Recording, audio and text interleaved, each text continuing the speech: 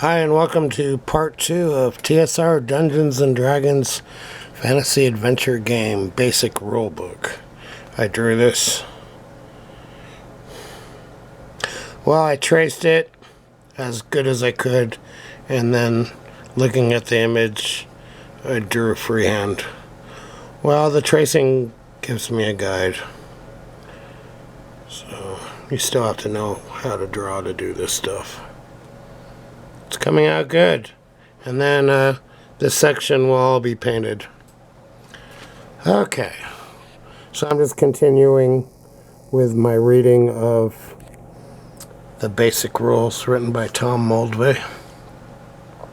Part 1. I don't do links in the description box. I'm really lazy.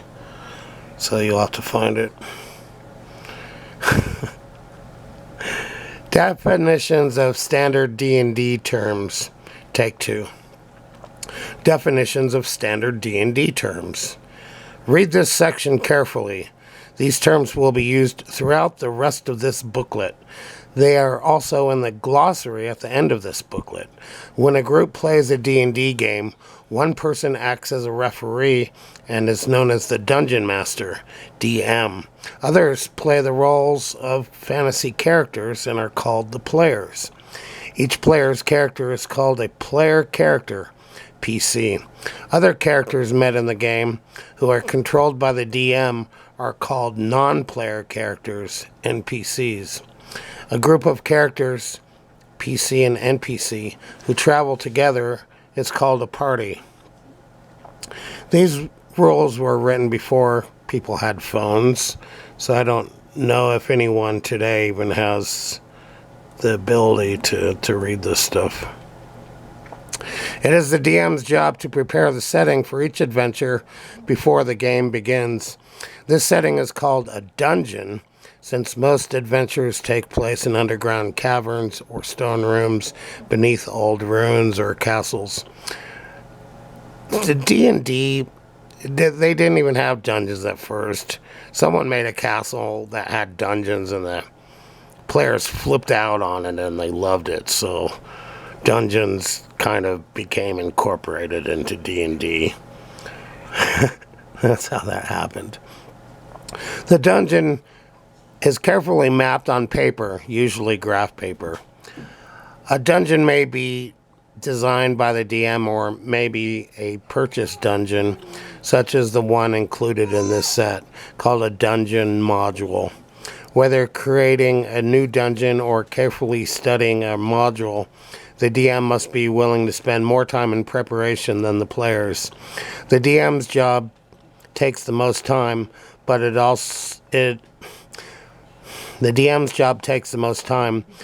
is also the most creative and rewarding. I guess these days, players just use a dry erase board. If I was going to play the game, I'd still use paper and pencil. Okay, what else was I going to say? Oh yeah, the DM must be willing to spend more time in preparation than the players. In high school, just to get ready to play D&D, on top of a job and school, I would spend 10 hours a week just reading and getting D&D stuff ready. It was ridiculous.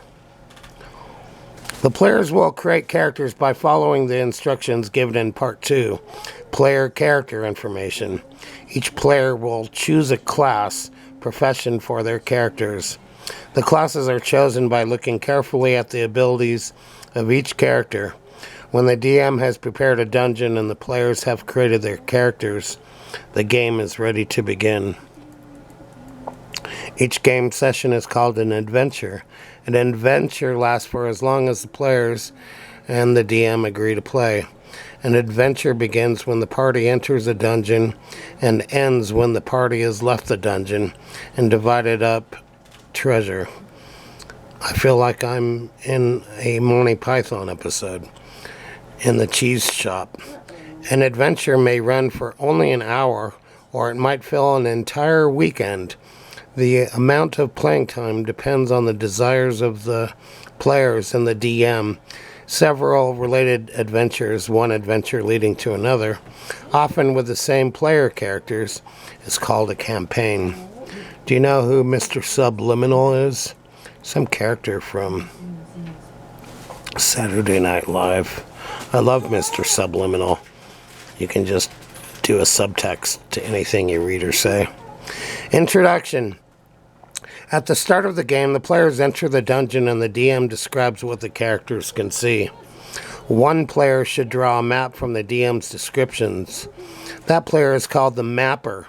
As the player characters move further into the dungeon, more and more of the dungeon is mapped. Eventually, the DM's map and the player's map will look more or less alike. To avoid confusion, the players should select one player to speak for the entire group or party. That player is named the caller. Welcome to the madhouse.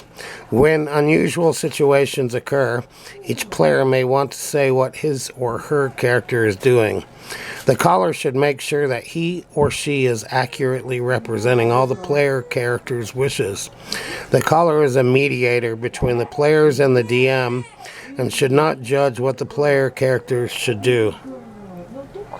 I like that drawing on the right. I'm going to draw that. As details of the dungeon are revealed, the player characters will meet monsters, which they will have to avoid, talk to, or fight. And sometimes the worst monsters are human beings. A monster is any animal, person, or supernatural creature that is not a player character. A monster may be a ferocious dragon or a humble merchant. For game purposes, any creature not a player character is a monster. Human monsters are often called non-player characters or NPCs. That's pretty funny. Human monsters are often called non-player characters or NPCs to separate them from other monsters. A meeting between player characters and monsters is called an encounter. During an adventure, the player characters will also discover treasure and try to avoid dangerous traps, as well as encounter monsters. Sometimes, of course, the player characters will have to fight monsters. Such a fight is referred to as a melee. In D&D roles, player characters try to gain experience, which is earned as experience points, or XP. Experience points are given out by the DM at the end of each adventure. Player characters continue to gain experience points for each adventure they participate in. Although this rulebook only explains the abilities of characters up to the 3rd level of experience, further supplements will explain character levels up to 36th level. Use of the word level. Experience. The word level has several different meanings in D&D adventure game.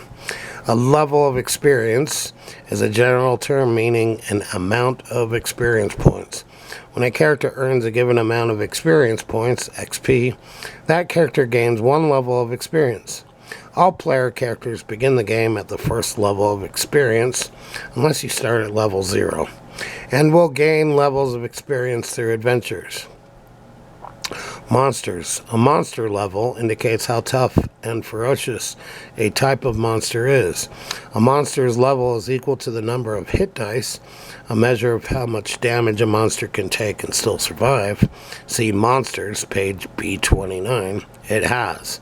Some monsters have special powers, and the DM may consider them 1 monster level or hit die higher than the number of their hit dice.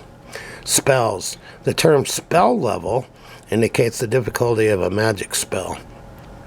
For example, light is a 1st level spell, but continual light, a more difficult version of light, is a 2nd level spell. Dungeons.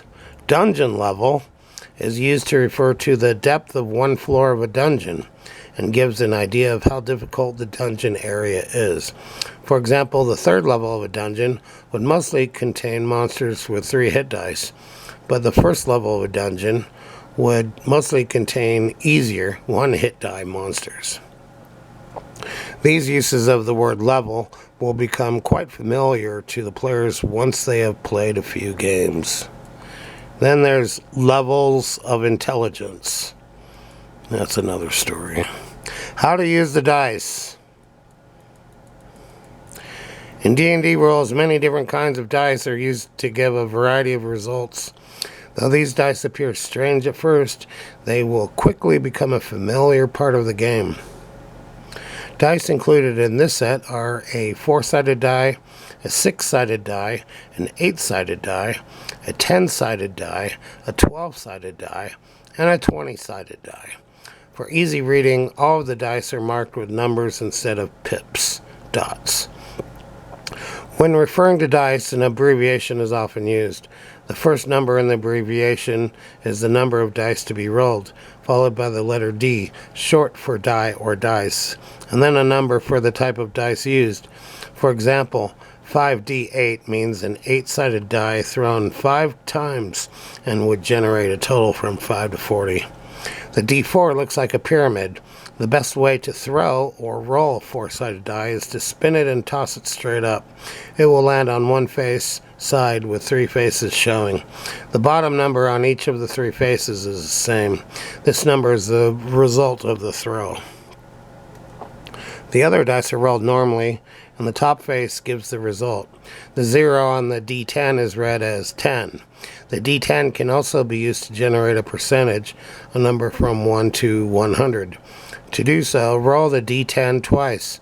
The first roll gives the tens number, and the second roll gives the ones number. For example, a roll of 5 followed by a roll of 3 would be read as 53. A roll of 0 followed by another roll of 0 equals 100. Generating a number from 1 to 100 will be referred to as rolling percentage dice, or D%. How to win. Winning and losing things. Winning and losing things important to most games do not apply to D&D games. Maybe. The DM and the players do not play against each other, even though the DM often plays a role of various monsters which threaten the player characters. The DM must not take sides, though he might. He or she is a guide and a referee, the person who keeps the action following and creates an exciting adventure. Player characters have fun by overcoming fantastic obstacles and winning treasure while drinking beer and eating pizza, but this does not end the game. Nor is the game lost when an unlucky player's character dies, since the player may simply roll up a new character and continue playing. A good D&D campaign is similar to the creation of a fantasy novel, written by the DM and the players. So if you spend 20 years playing D&D, or you spend 20 years trying to write a fantasy novel, well, if you're writing a lot, you'll probably end up with a novel. But this is just a game. And after 20 years, you might wonder what you've been doing with your life. And I'm not kidding. Part 2, player character information. How to create a player character. Do I really want to read all this right now? Jesus. I could just stop right there. I mean, who's going to watch this video anyway? Okay, so next time I'll start with Part 2, player character information. Thanks for watching. There might be 3 to 5 people who end up getting to the end of this video. So thanks to those people.